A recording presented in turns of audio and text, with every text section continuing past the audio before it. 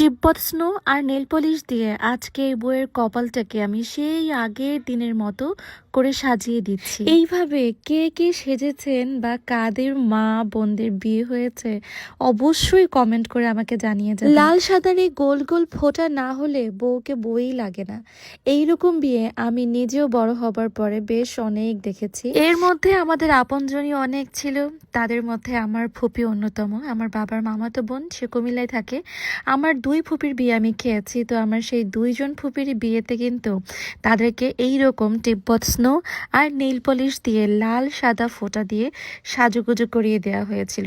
তখন আমি অনেকটা ছোট, আমি তো আর সাজাইনি, কিন্তু যারা সাজিয়েছিল আমার মনে আছে, মুরব্বীরা এসে দেখে বলেছিল, এই তোমরা ফোঁটা দাও নাই এখনো, ফোঁটা দাও ফোঁটা দাও। ফোঁটা না দিলে কি বউ লাগে? আর গ্রামের বিয়ে মানে মুরব্বীদের আনাগোনা থাকবে, 2-4-50 কথা থাকবে, তারা মেকআপের মাঝে মাঝে আসবে এবং দুই কথা শোনাবে না, এটা তো হবেই না। আমার এই বউকে দেখতে পাচ্ছেন, একদম শান্ত সভ্য চুপচাপ। সে সত্যিই ভীষণ চুপচাপ। ওকে দেখে অনেকে চিনে ফেলেছেন। সেই যে 3 বোনের ছবি পোস্ট করেছিলাম মনে আছে, এই হচ্ছে সেই 3 বোনের ছোট বোন, না সরি মেজো বোন। ওর সাথে সাথে ওর বাকি 2 বোন এবং ওর মাও কিন্তু আমাদের এখানে পার্টি মেকওভার নিয়েছে। দিন তার এক একটা বোন এত টায়ার্ড ছিল, মেকআপ করতে বসে প্রত্যেকেই ঘুম। সে কি যেমন তেমন ঘুম, বাবারে বাবা, ধাক্কায় উঠানো যায় না এমন ঘুম দিয়েছিল তার বোনের। সেই বনশ্রী থেকে মিরপুরে 2 দিন এসে কিন্তু তারা প্রত্যেকে আমাদের কাছে মেকওভার নিয়ে গেছিল, কিন্তু আশ্চর্যের বিষয় হচ্ছে তারা আমাদেরকে একটুও প্যারা দেয়নি। মেকওভারের পুরোটা টাইম তারা ধৈর্য সহকারে আমাদেরকে সময় দিয়ে গেছে। মানে তারা খুবই কনসার্ন ছিল তাদের মেকওভারগুলো যেন ভালো হয়, সুন্দর হয় এবং পর্যাপ্ত টাইম যেন তারা আমাদেরকে দিতে পারে। তাদেরকে মেকওভার করে আমরা যেমনটা ভীষণ স্যাটিসফাইড ছিলাম, তারাও আমাদের মেকআপে ভীষণ খুশি ছিল। ব্রাইড 2 দিনই আমার প্রিমিয়াম এক্সক্লুসিভ লুক নিয়েছিল। তো প্রিমিয়াম এক্সক্লুসিভ লুক মানে আসলেই এক্সক্লুসিভ কিছু। আমি সবসময় চেষ্টা করি যেই প্যাকেজই হোক না কেন ব্রাইডদেরকে এক্সক্লুসিভ ফিল দিতে, কিন্তু প্যাকেজ টু প্যাকেজ ডেফিনেটলি কিছু না কিছু ভ্যারিয়েশন থাকে বা ডিফারেন্স থাকে, তো সেটা অবশ্যই থাকবে।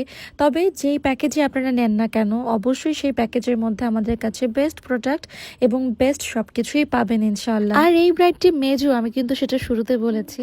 এবার এই ব্রাইডে মেজো, এটা শুনে আমি কিন্তু একটা ধাক্কা খেয়েছিলাম, কারণ মেজোরা এত চুপচাপ হয় আমি জীবনে প্রথম দেখেছি। আমি বউকে জিজ্ঞেস করতেছিলাম যে তুমি কি ছোট নাকি বড়। পাশে ব্রাইডের মা তখন মেকওভার নিচ্ছিল আমার বোনের কাছে, কারণ প্রত্যেকের এক্সক্লুসিভ পার্টি মেকওভার ছিল। সে বলে উঠলো, এ কিন্তু আমার মেজো মেয়ে। তারপরে তার পাশে থাকা আরো 2 মেয়ের পরিচয় আমাকে দিল যে এ বড়, এ ছোট, মেজো। এটা শোনার পর আমি সত্যি একটা ধাক্কা খেয়েছি। আন্টিকে বলতেছিলাম যে আন্টি, মেজো মেয়ে এত চুপচাপ কেমনে হয় আন্টি? মেজোরা তো অনেক ঘাটতারা হয়, আপনারা নিশ্চয়ই অনেক জ্বালায় তাই না? ও কি অনেক ঘাটতারা? আন্টি হেসে দেয় এবং আন্টি বলে যে না গো মা, আমার 3টা মেয়েই মাশাআল্লাহ ভীষণ চুপচাপ, ভীষণ শান্ত, নিজেদের মধ্যে একদম ঝগড়া করে না, ভীষণ ভালো আমার 3টা মেয়ে। আমি আন্টির সাথে শেয়ার করতেছিলাম যে আন্টি বিশ্বাস করেন, আজ পর্যন্ত আমি যত মেজো দেখেছি বা বড় দেখেছি বা ছোট দেখেছি, আপনার মতো এত সুন্দর সুনাম কোনো মা বা কেউই করে নাই। কারণ বনে বনে ঝগড়া হবে না বা বোনদের মধ্যে কেউ একজন তেরা থাকবে না, এটা আসলে আমি শুনিই নাই বা দেখিই নাই, হয়ও না। এছাড়া আমার তো 3 জন মেয়ে আর আমরাও 3 বোন। আমি যদি আমার বোনদের সাথে আমার বন্ডিংসের কথা বলি, তাহলে আমার বোনদের সাথে আমার আকাশ পাতাল তফাৎ। মানে আমরা 3টা বোন, মনে হয় যেন 3 মহাদেশ থেকে উদয় হয়েছি, এইরকম আমাদের মধ্যে ডিফারেন্স। যাই হোক, আমাদের কথা বাদ দিয়েই আমার বউদের কথা বলি। তো আমি আমার বউকে মন মতো মেকওভার দিচ্ছিলাম, তার কোনো রেফারেন্স ছিল না, তার কিছুই বলার ছিল না, কিন্তু সে একদম শেষে তার একটা ইচ্ছার কথা আমাকে জানিয়েছে। সেই ইচ্ছাটা আপনারা একটু পরেই দেখতে পাবেন। ওর হাসিটা দেখেন, আমি এই বউয়ের হাসির প্রেমে পড়ে গেছি। আমি ওর হাসি মুখ দেখে বলতেছিলাম যে তুমি কি তোমার জামাইকে তোমার হাসি দিয়ে কাইট করে ফেলছো? আমরা এমন এমন গল্প করতেছিলাম যে ওর এত হাসি পাচ্ছিল, আবার ওকে আমি হাসতে বারণও করছিলাম, কারণ ওর ক্রিজ পড়ার প্রবলেম আছে। ও যত হাসবে ওর কিন্তু স্মাইল লাইনটা তত ভিজিবল হতে পারে, সেই জন্য ও ওর হাসিটাও কন্ট্রোল করছিল। মেয়েটার ধৈর্য আছে ভাই। পুরা লুক কিন্তু অলরেডি শেষের দিকে এবং এই যে রেড লিপস্টিক পরার পরে ও আমাকে বলছিল, আপু একটা টিপ পরার পরে আমাকে দুই পাশে ওই লাল সাদা ফোঁটা ফোঁটা দিয়ে দিবে। তো আমি ওকে বলতেছিলাম যে টিপবট স্নো আনবো, টিপবট স্নো তো আমার কাছে নাই। ও বললো যে আপু আমার অনেক শখ, আমাকে একটু এগুলো দিয়ে দাও। তারপরে আমি ফ্যাব্রিক্স কালার বের করলাম, লাল সাদা ফ্যাব্রিক্সের কালার দিয়ে আমি ওকে এই বিন্দু বিন্দুটা দিয়ে দিয়েছিলাম। বিন্দু বিন্দুটা দিচ্ছি আর ওর সৌন্দর্য বাড়ছে। দেখেন জাস্ট, ভালো লাগছে না অনেক? আমি কিন্তু এর আগে ফ্যাব্রিক কালার দিয়ে এরকম ব্রাইড করিনি। এর আগে যে ব্রাইডরা আমার কাছে এই টাইপের মেকওভার নিয়েছে, মানে এই জায়গাগুলোতে বেশ কয়েকজনেরই আমরা স্টোন দিয়ে দিয়েছিলাম, কিন্তু কালার দিয়ে আসলে কেউ নেয়নি।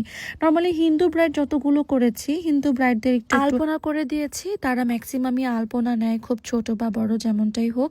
কিন্তু এইরকম ফোটা ফোটা ফ্যাব্রিক কালার দিয়ে আমি রিসেন্ট আমার মনে হয় গত 1 বছরে কোনো ব্রাইড করিনি।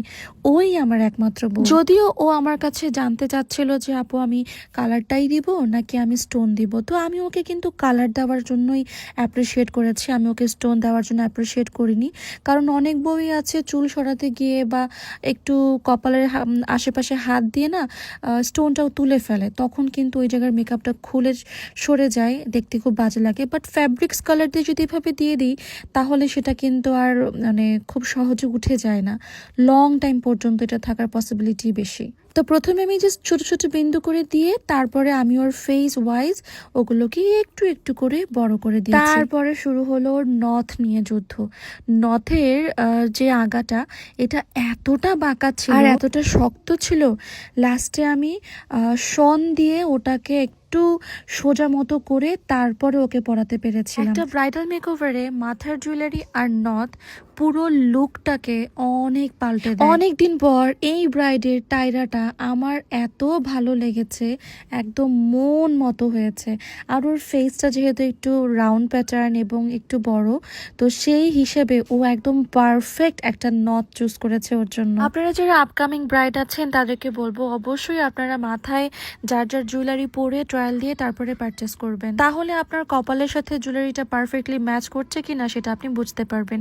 এবং এই হচ্ছে ওর ফাইনাল লুক। ওই যে দেখতে পাচ্ছেন পিছনে, ওইটা ওর বড় বোন। ওদের তিনজনের একসাথে ছবি আমি নিয়েছি, বাট ভিডিও নিতে আমি ভুলে গেছিলাম। তো আমার ব্রাইডকে দেখেন কেমন লাগছে, একদম আমার কাছে মনে হচ্ছে পূর্ণিমার চাঁদ। আর ওর ছবি তুলতে আমি অনেক শান্তি পেয়েছি, কারণ ম্যাক্সিমাম বউদেরকে বলতে হয় ভেটকিয়ে হাসো ভেটকিয়ে হাসো, কিন্তু ওকে আমার একবারও বলতে হয় না। স্মাইল বলার সাথে সাথে ও মিষ্টি করে হাসি দিচ্ছে। তারপর শুরু করলাম ব্রাইডের বোনদের ছবি নেওয়া। এই হচ্ছে ব্রাইডের বড় বোন আর এই হচ্ছে ব্রাইডের ছোট বোন। ছোট বোন আর ব্রাইডকে একদম টুইনের মতো লাগে না বলো তো? আর এই হচ্ছে আমার মিষ্টি বউয়ের ক্লোজ পিকচার। তো তার পিকচার তুলতে আমি একদম কার্পণ্য করিনি, মনে হয় প্রায় 80 থেকে 90টা ছবি তুলেছি আমি তার। তারপরও মনে হচ্ছিল আরো ছবি তুলি আরো ছবি তুলি। যাই হোক, এরপর এই যে 3 বোনের মিষ্টি মুহূর্ত আমি একদম মিস করি। তোমাদের কেমন লেগেছে আমার এই বউয়ের মেকওভার এবং তাদের পার্টি মেকওভার গুলো অবশ্যই জানাবে। আল্লাহ হাফেজ।